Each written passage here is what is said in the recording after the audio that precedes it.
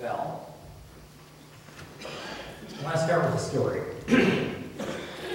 Back when I was a sophomore in college, I was still living at home. I was a commuter, and I didn't have a car at that time. I was using my parents' cars on the rare occasions when they would let me for getting rides. And my dad actually, my dad had a job that was where my college was right between the house and the job, so he would drop me off and pick me up again on his way home from work. And I got a job on the campus, so I didn't really need a car for anything. Well, not anything that my parents considered needs, anyway. But I really did. My dad eventually moved to a new, well, my whole family moved, and we reached a point where I was going to need to go on my own. So my parents had this idea. They had the idea that they would buy a new car, and I could make the payments on it. And if I took care of it, then I got the car. And if I, needed to give it back to them at some point, I could do that. It was going to work out really well. So we looked for a car, new car that I could afford, which is why I ended up with a 1990 Geo Metro. Now, I have to tell you, I loved that car, partly because it did something which you can't really do anymore with a car. I could fill the gas tank with $10. That was hard back then, let me tell you. It got 50 miles to the gallon. You don't find cars that get 50 miles to the gallon today, and I'll tell you why. Early on, when I had the car, I banged into a light pole in a parking lot. I cracked the plastic on the front of the bumper. When I went over to look at the bumper to see what was underneath, there was a styrofoam. That was the front bumper. You can't do those things anymore, so the stuff about how cars are, there's something to it. But on 50 miles a gallon, I could get pretty far. There was only one problem with the car for me, though, and that was it was a stick shift. And I hadn't learned on a stick shift. So we went to where we lived, and there was a high school about a quarter mile away from our house. And so I got in my dad's car that I had learned on, his Buick Regal, which I just thought was awesome. Drove it down there, and he followed me in the Geo. We got to the parking lot, and he said, okay, get in. And I got in the driver's seat. He showed me where the clutch was, and how to push down on the clutch, and how to shift. And I got it started. And he said, well, getting it started is the hard part. Once you do that, you should be okay. And then he got out of the car, and he got in the Regal and drove off. So there I was. I did learn how to get home eventually. What does that story mean? I bet if each of you has a different idea about what that story means. I bring that up because that's important for what's going on with the story that Jesus tells. We have this idea that Jesus told stories to make his teaching easier to understand. You can go to the Christian bookstore and see books about how Jesus wanted to speak in the common language of the people. So he used these stories so that they would all understand what he was talking about. Have you ever heard that? Well, it's a great statement, except that it's absolutely not right. In the Bible, it says Jesus told stories to make it harder for people to figure out what he was saying, not easier. His stories aren't as obvious as they look. And the only reason we think they're obvious is because for 2,000 years, people who are really smart have been reading those stories that Jesus told and trying to figure them out. And when enough people get to the same idea that they all start to agree on, we start to think that because a lot of smart people agree on it, that must be right. So with this story about the 10 bridesmaids, I went to a little website with a commentary on it, and it had a nice set of bullet points.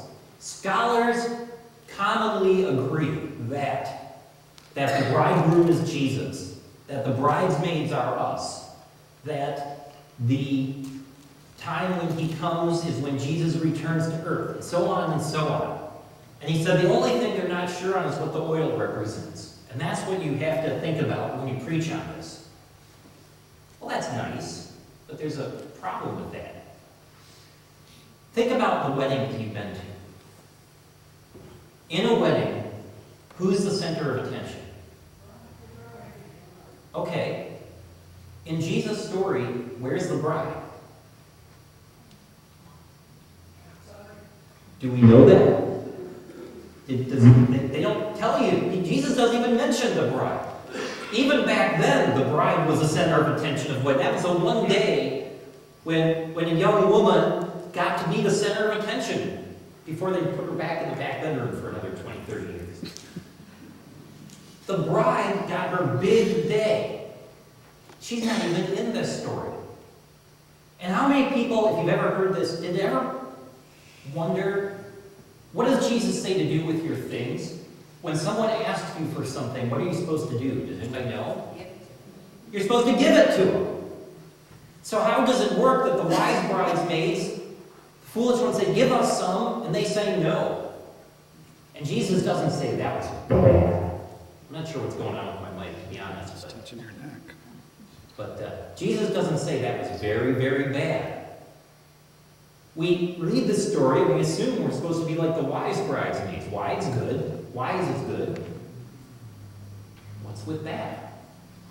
And why did the groom come at midnight in the first place? What's going on here? There's all these questions. And we don't think about them because we're too used to hearing the story, or because we hear it from people who think they know what it's about. That this is a really strange story. And the more I looked at it, the more I had trouble with it. I've talked about the fact that I'm following a pattern of Bible passages that I'm not just picking out. And you can pick out stories that you like, and you can pick out stories that you don't like, but you rarely pick out a story that you don't know anything about and start with that when you're a preacher. That's one of the advantages of doing it this way. So I'm looking at this, and what is this about? Well, here's what I noticed. There are 3 parables that Jesus tells in a row. And they all have the same kind of theme. They all talk about stuff. They all talk about people who got stuff from God and what they're supposed to do with it between now and the time Jesus comes back. And the people who these stories were written for, the people who were reading them, were having a hard time because they started to think that Jesus might be late. They were starting to think that maybe Jesus was supposed to come back earlier and then he got late.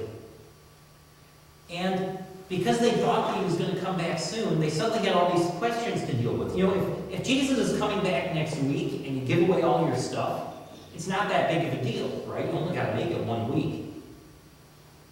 If you have to wait 30 or 40 years, that brings up some questions. What do I do with my stuff? I'm supposed to eat. Jesus doesn't want me to starve to death. He doesn't want me to freeze in the cold. But I'm supposed to be generous and helping people. What am I supposed to be doing? So there are all these questions about what do we do with our stuff? And so Jesus tells these stories about stuff. This is in there. So I think that the oil has something to do with stuff. But in the stories, one of the next story after this is about the talents. Because of that little passage, we think of a talent as like something that we're good at. But a talent was a word for a big pile of money back then.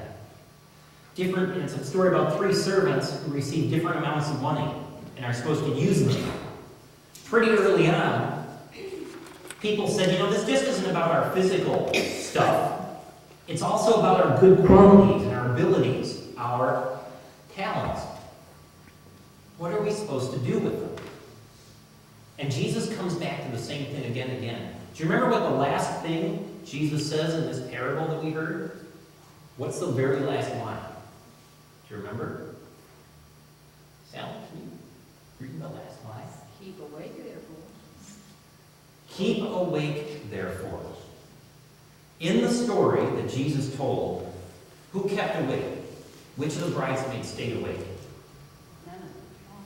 None of them. They all fell asleep.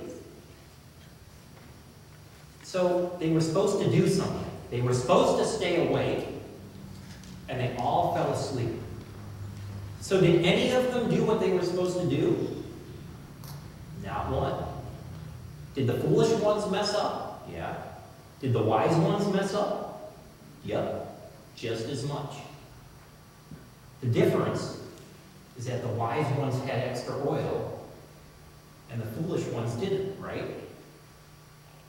And so, for some reason, the wise ones were prepared to mess up, and they did okay. That's what you usually see. But then something occurred to me. Imagine that you're at this wedding. Okay? Imagine that you're going to meet Jesus. And imagine that you messed up. And you know you messed up. And Jesus is coming in the door. And you come to him, and he opens the door, and there's Jesus. And you say, Lord, I was supposed to be ready for you, but I messed up. What's Jesus going to do? What do we know about? What does Jesus do to our sins? Forgives us. Maybe the oil isn't where the bridesmaids were foolish.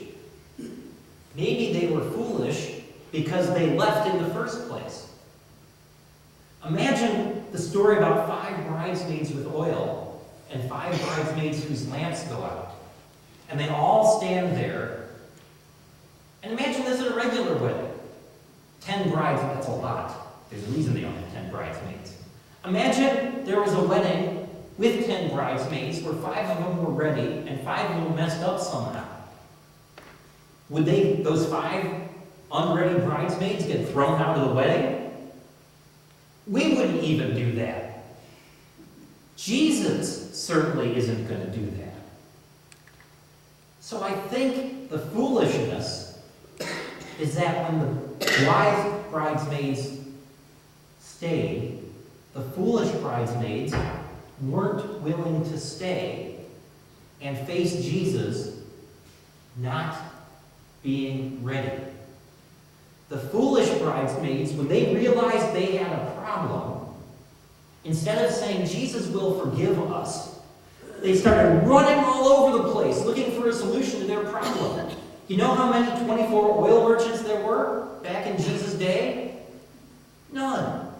It was hopeless. There was no chance they were going to find what they needed. But they started running around like fools and missed Jesus entirely. When all they had to do was sit there and let Jesus forgive them. My theory is, my interpretation, is that that's what this story is telling us. Jesus says you're supposed to be ready. You're supposed to be prepared, and you're supposed to stay awake. But you're not gonna. Flat out, everybody's gonna fall asleep. Nobody's gonna be awake at the right time.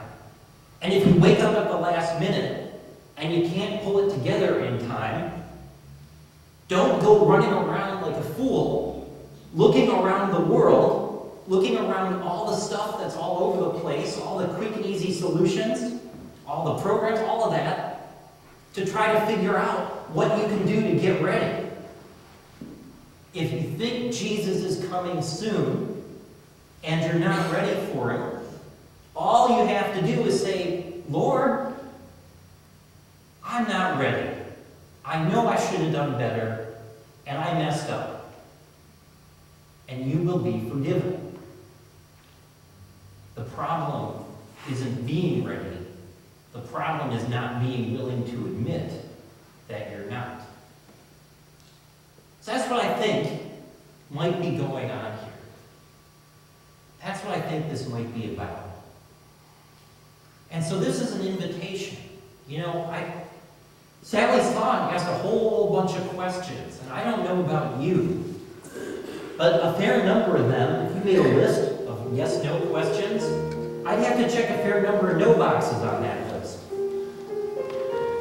I think maybe the point is we'd all have to check a fair number of no boxes on that list. And maybe Jesus knows that already. Maybe Jesus knows that we're not perfect. Maybe Jesus knows that we fall short. And maybe Jesus says, if you're just willing to come to me as you are, if you're just willing to trust in my forgiveness for you, and trust in my guidance for you, that no matter what you did, no matter how badly you blew it, you don't have to be afraid to face me. That's what I think Jesus is telling us in this story today. So let's stand together. And let's join together in song as we sing Savior like a shepherd leads us.